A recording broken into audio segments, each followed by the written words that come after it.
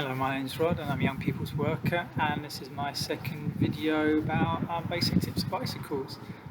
So today we're going to do what we call an M check, which is just to check generally, does your bike seem like it's in a workable condition, and if not, it will help you identify what you need to do, or if you have to take a shot, how to fix it basically.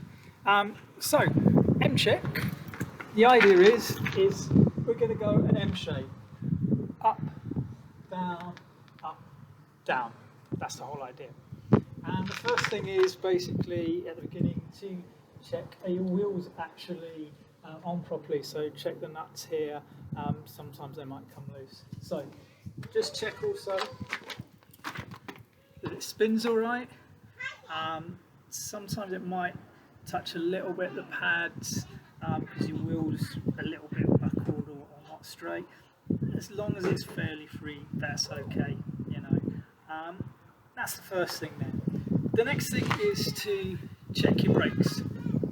So in the UK, it's the right hand side, that's the front brake, and the left hand side is the back brake. What you will find is that in other countries it might be switched the other way around. So always actually test your brakes before you use a bike that you haven't used before, because it might be on the other side. So for the front brake, put it on, push your bike, and you will see the back wheel potentially comes up because that front wheel has stopped, so that's working really well.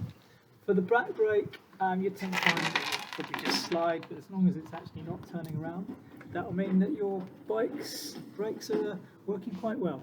Now sometimes what you will find is that when it's been stored a lot, some bikes have this sort of mechanism here and this comes undone. So when you push the brake, nothing happens and you panic. So just check if your bike has this system, which quite a lot of mountain bikes do. And the way to put it back is grab the two levers there, hopefully you can see, and then put it back in this little kind of device here. Put it back in there. Make sure it goes in right through there. Sometimes it gets stuck.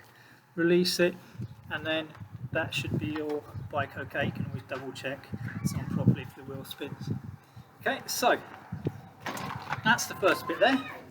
Second bit, we're going to check if your handlebars here are kind of come loose or anything like that. So just put front wheel between your legs, just move it around a little bit, just to check does it move around properly. If it doesn't, it's possibly because some of these kind of nuts here have come out, so you will need some Allen keys here to fix that, but it's a fairly straightforward thing to do. So after that, just check coming down, there's no damage here, should be alright. When you get down to the pedals and the cogs down here, just maybe turn your wheels around there just to see, is the chain on, is it moving around okay.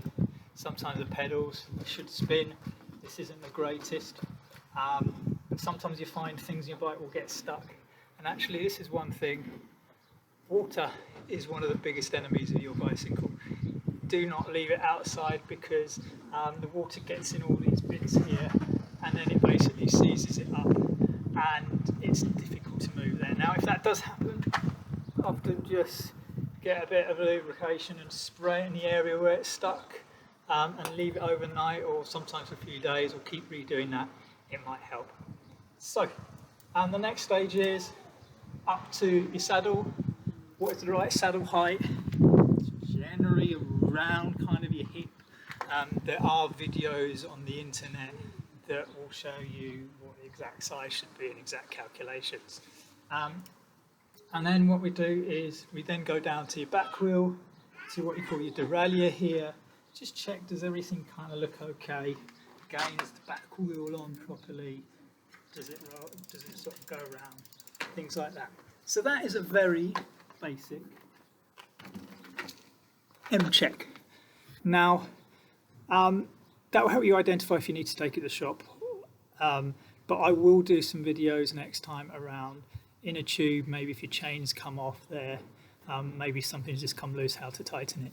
There are plenty of videos on the internet that will help you learn all these things. You want to A lot of them are really good. Some are homemade that might use certain techniques that maybe aren't always recommended, but there are some from like networks or companies that are very good.